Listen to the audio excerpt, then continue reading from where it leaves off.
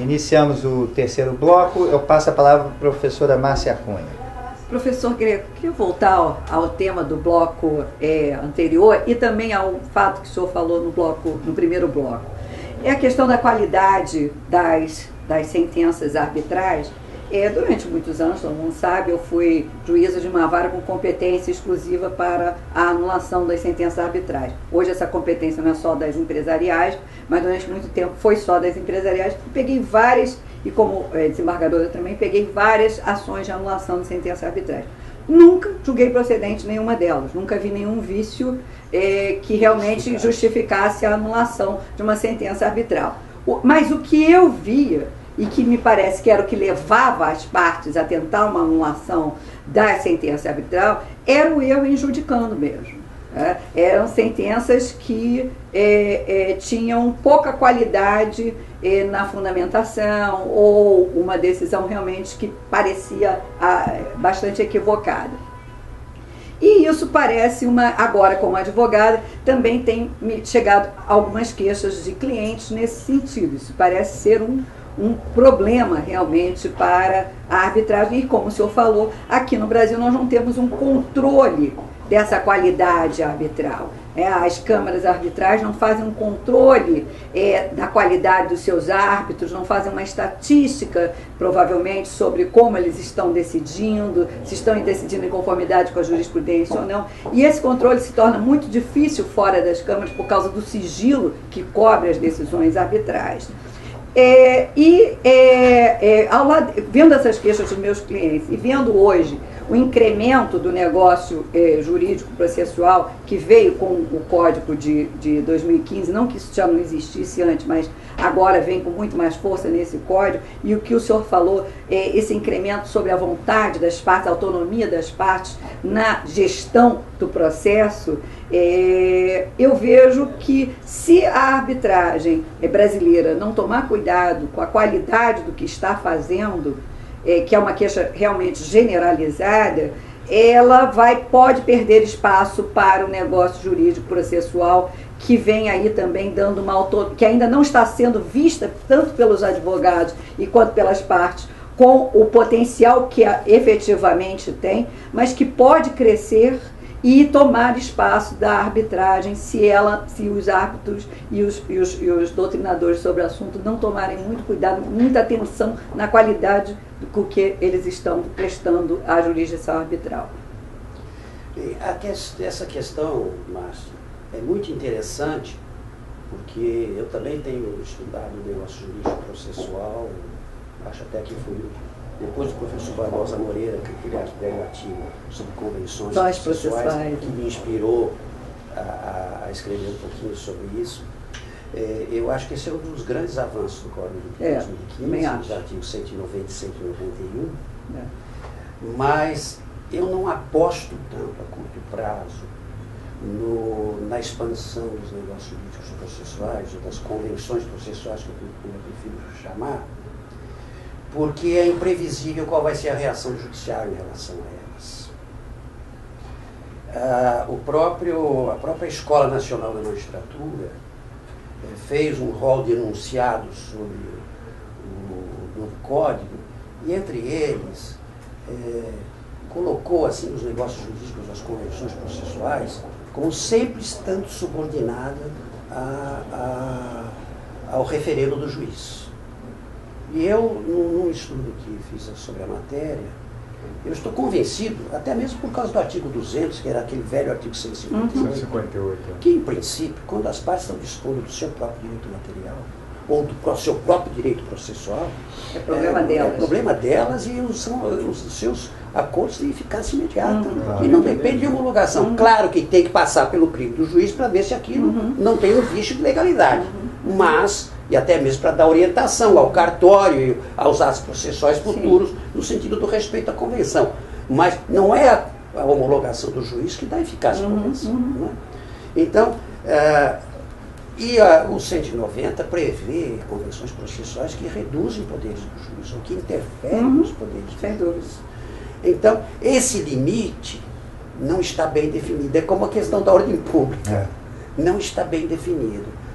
Eu, na minha advocacia também, limitada, evidente, eu tenho uma visão do universo que passa pelas nossas mãos, né?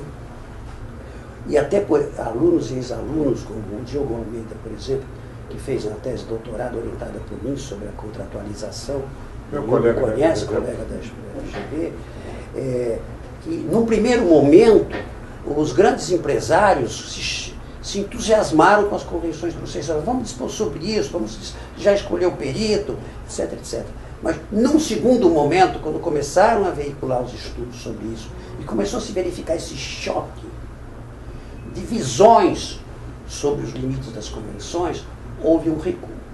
Eu ouço juristas como o Carmona, por exemplo, que diziam, não adianta, esses 2 artigos são muito bonitos, mas não vão valer de nada, vão ficar só no papel. Então, Márcio, eu acho que as convenções podem ser um outro caminho de fortalecimento da autonomia das partes, mas elas dependem muito do respeito que o judiciário deve, especialmente os tribunais superiores, porque a gente sabe no Brasil que, no fundo, vai ser a opinião do Supremo, do STJ, que vai prevalecer. O judiciário, as instâncias inferiores vão conter, mas isso não se sabe ainda qual vai ser o entendimento. O senhor não acha que esse medo também era o medo que existia no início da arbitragem? Tinha-se muito medo exatamente como é que o judiciário ia se comportar com relação às ações anulatórias? Mas o judiciário gostou da arbitragem. Pois é, quem sabe ele não gosta. O judiciário adora a arbitragem. Olha, vocês escolheram a arbitragem, o problema é de vocês. Exatamente, lave as minhas mãos. Lava as minhas mãos. Vocês não quiseram trazer, né, para mim, então agora fiquem lá. Mas eu acho que mas também... essa é uma diferença importante. Mas quando mexer com os poderes do juiz... Eu tenho visto algumas decisões favoráveis. Por exemplo, a questão da escolha do perito. Do 471. Da escolha do perito. Eu defendo que as partes podem escolher o perito. Mas depois que foi produzida a perícia das partes, se o juiz não se contentar e achar que aquilo não é suficiente, ele pode determinar a sua perícia. Porque, afinal de contas, para formar o seu convencimento a respeito da matéria de fato, no Brasil, ele não está limitado às provas requeridas ou produzidas pelas partes. Em outros sistemas, como o alemão, etc., em que a autonomia é mais absoluta, mas também porque os advogados são mais qualificados, têm mais autonomia em relação ao judiciário. No Brasil, a relação juiz-advogado, juiz-parte, continua sendo uma relação muito autoritária. Se o senhor me permite uma... Imagina se eu vou discordar do que o juiz diz lá, não, gente. Se o senhor discordar... Mesmo com o meu cabelo branco, a minha cara. Mas é isso que eu ia falar. Se o senhor discordar de mim, eu vou aceitar. Agora, posso vocês fazer uma... são ou foram juízes diferenciados. Amizade encerra a suspeição. Não é amizade. Não é amizade. Professor, eu, juízes e juízes. Pegando uma caroninha, se a professora Márcia me permitir, o professor Zé Roberto, a questão relativa a negócio, jurídico, convenção, processual, seja lá como for, a mim agrada. A mim agrada. Desde que não haja aquilo que o Antônio Passo Cabral, que já teve a oportunidade de estar aqui com a gente, falou sobre a externalidade. Aquelas hipóteses em que a convenção processual estabelecida entre as partes alcance o Poder Judiciário sem que o Poder Judiciário participe. Não é uma questão de vaidade. Imagine, por exemplo, que se aumente um prazo, que se dê, por exemplo, sustentação oral onde a lei não fez previsão. Aumento de número Isso de traz uma testemunhas, consequência operacional dentro do... O professor Beto Teodoro ouvia eu fazer uma palestra sobre isso e fazia acenos com a cabeça de concordância. Imagina se agora nós vamos estabelecer prazo de sustentação oral, não de 15 minutos, mas de 1h30. Nós vamos matar. 30 testemunhas. Porque nós não podemos, nós partes, não podemos quebrar a eficiência do na administração da justiça, não em relação só a nós, mas em relação a todos os jurisdicionados que a ela estão submetidos. Então, existem limites. Isso tem amarras de o grande problema, a meu juízo, isso é ordem pública. Processo, isso é ordem pública. O grande problema do negócio jurídico geral não é o negócio processual, não é o negócio, não é a convenção. É o seu limite, são os seus limites, até onde pode ir. Porque se de alguma forma comprometer a operacionalidade do Poder Judiciário, aí não pode prevalecer. Não precisa nem... Aumento de prazo, previsão de prazo de sustentação onde não há previsto em lei. Traz uma consequência no andamento processual inimaginável. Do seu e de todos os outros, não é só do prejudicando seu. os outros. Exatamente. Não pode nem atingir terceiros. Né? Por exemplo, você limitar uma intervenção de terceiros que seja livre para o terceiro vir intervir.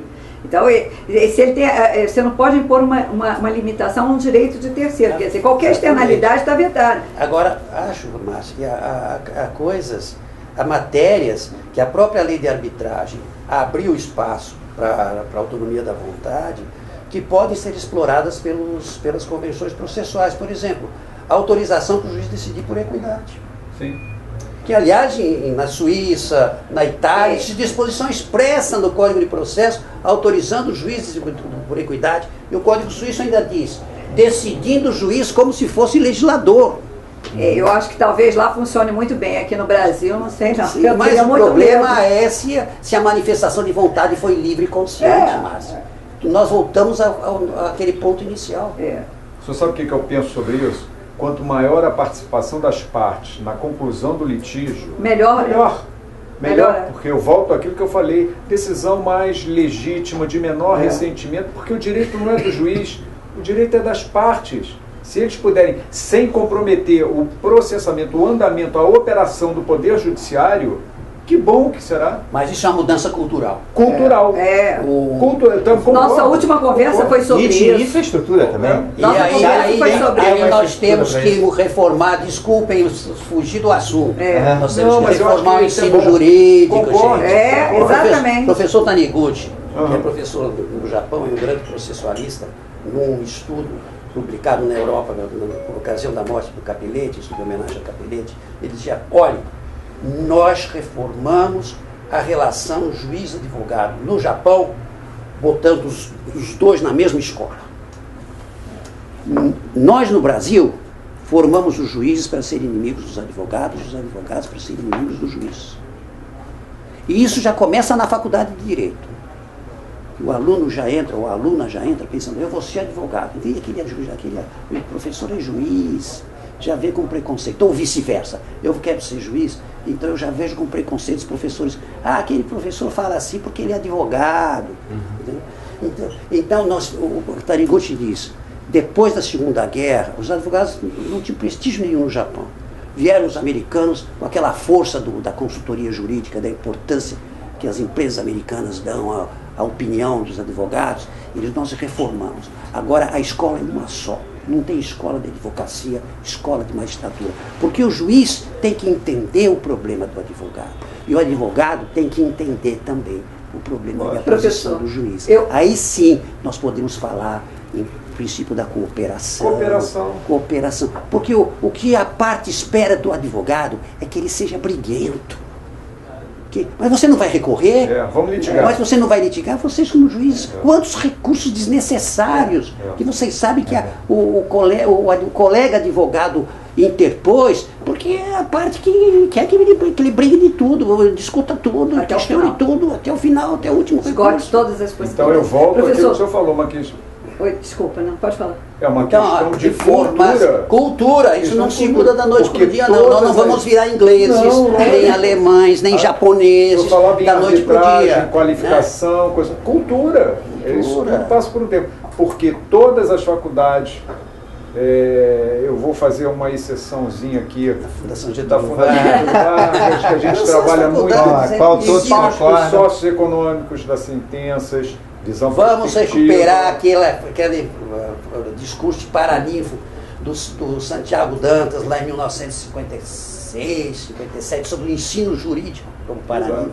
Ele, como professor, falando do ensino jurídico que tinha que ser reformado. Professor. Nós já se passaram 60 anos e não fizemos nada. Bom, se vocês me permitem, a gente, feito esse parênteses, vamos aqui voltar ao tema da nossa conversa, fazendo uma pergunta ao professor Leonardo Greco, no sentido de que a gente gostaria de saber a sua opinião, se uma sentença arbitral que seja proferida contra uma decisão do Supremo Tribunal Federal ou do Superior Tribunal de Justiça com efeitos erga omnes, se ela poderá ser impugnada com base no artigo 22, parágrafo 2º, que limita a atuação do árbitro a obediência ao princípio do livre convencimento. O que quero dizer? O princípio do livre convencimento encontra limites e não está só na tarifação da prova, que é o exemplo clássico que se encontra nos textos que falam sobre esse assunto. É o árbitro que desobedece uma obrigação legal de considerar a prova com determinado peso. O livre convencimento também está na formulação do entendimento do magistrado. E hoje o novo Código de Processo Civil tem comandos claros a esse respeito, inclusive determinando que o magistrado siga a jurisprudência. Então, no caso de um árbitro decidir contra uma jurisprudência com efeito erga omnes, ele não estaria violando o princípio do livre convencimento? Se ele enfrentou a decisão do Supremo e disse por que ele decidia contra, ele não violou, segundo o que eu ensino. Agora, se ele ignorou a decisão do Supremo, aí é uma questão de deficiência de fundamentação, de motivação. Mas mesmo que você capitule como quiser, como violação ao livre convencimento, ou violação ao devido processo legal, a exigência de fundamentação consistente, ou de violação ou violação ao contraditório participativo, como você quiser. Desafiando uma reclamação, inclusive. Desafiando uma reclamação, inclusive. Não na arbitragem, né? Nós estamos falando de arbitragem. Sim, mas aí eu pego uma carona e digo, o que se aplica lá, se aplica cá? Não, acho que não, porque os meios de impugnação são restritos. Eu acho que seria a mesma posição do juiz togado, que não obedece a uma jurisprudência não vinculante. Exatamente. É uma questão, pode ser uma reforma da decisão, mas como a arbitragem não está sujeita à reforma, vai ficar do jeito que está. Vai só anular. Vai só anular. Se ele não fundamentar. Se ele não fundamentar. Mas se ele enfrentar e fundamentar, agora, fica por isso mesmo. Ainda que o fundamento esteja flagrantemente equivocado. Há outro aspecto também. Há outro aspecto também. Se você considerar que essa violação da jurisprudência do Supremo deve ser vista sob a ótica da ordem pública, eu diria nem sempre. Porque não é toda jurisprudência firme de Tribunal Superior que versa sobre matéria de ordem pública. É muito repetitivo que é sobre questão de direito. Mas a uniformização do direito é uma questão de ordem pública. A uniformização do direito é uma questão de ordem pública. Você tem que raciocinar sempre assim. As partes não poderiam ter celebrado uma transação sobre aquilo, divergindo do entendimento do Supremo. Se elas podiam ter celebrado uma transação, a decisão arbitral é válida. Agora, se elas não podiam celebrar a transação, porque a matéria de ordem é um interesse bigamia, público, por exemplo. O caso da bigamia que ele deu. O caso da bigamia, eles não podiam celebrar a transação. E se a jurisprudência for posterior à instauração da arbitragem? Importa se a jurisprudência é anterior. A parte não sabia dessa jurisprudência. Claro, aí menos ainda. Aí menos ainda. Aí ela não tem nenhum ônus argumentativo de ter que discutir a decisão da jurisprudência, o entendimento da jurisprudência. Posso formular uma pergunta? Não, claro. Adivinhar é professor, a pergunta que eu vou formular já de alguma forma tangenciei, mas eu acho que é muito importante, porque todos nós sabemos que há, e é normal, dada a jovialidade da lei. Essas novidades legais trazem, evidentemente, ou desconforto, ou insegurança, ou desconhecimento, e esses encontros, como tantos outros, são necessários para isso, né? Para que a gente tente, de alguma forma, passar uma opinião, certos ou errados. Acho que todos formemos um juízo de valor. Juízes, sejam eles togados, sejam eles não togados, árbitros, que são juízes togados, se submetem ou não aos precedentes, vai também passar pela necessidade de se reconhecer. Há, na sua opinião, vinculação forte, fraca, média? Há só persuasão? Há um misto? Qual é a sua opinião na medida em que o Código de Processo Civil, o que pretende é garantir a segurança jurídica através de isonomia e previsibilidade? Sua opinião? Bom, eu acho que a segurança jurídica e previsibilidade tanto em seguir o precedente como em não seguir, né? Porque muitas vezes a decisão surpresa é o precedente, né? Então, acho que ficamos empatados sobre esse aspecto de tentar encontrar um fundamento que milite só em favor da força do precedente. Agora, acho que eu não considero a jurisprudência nem os precedentes fonte formal de direito. O senhor não admite eu acho que é uma fonte complementar que a fonte da norma, as fontes da norma são as fontes tradicionais. A lei, a tecnologia, os costumes, os princípios gerais de direito. A súmula vinculante também, professor? A súmula vinculante, por exceção, é uma fonte da força formal, porque a Constituição lhe dá a força de lei normativa. Então, no 927, para o senhor, só os incisos 1 e 2 é que estariam tendo a força de vinculação. A força de vinculação. Os outros 3 estariam mais na persuasão, sim, que trariam mas ainda assim na argumentativo. arbitragem com limitações. Sim. Porque se for matéria disponível, não vejo por que ela não possa ser objeto de decisão diversa daquela que é o entendimento do repetitivo, da súmula, que seja. Bom, professor, estamos encerrando aqui o terceiro bloco e daqui a pouco voltamos com o quarto.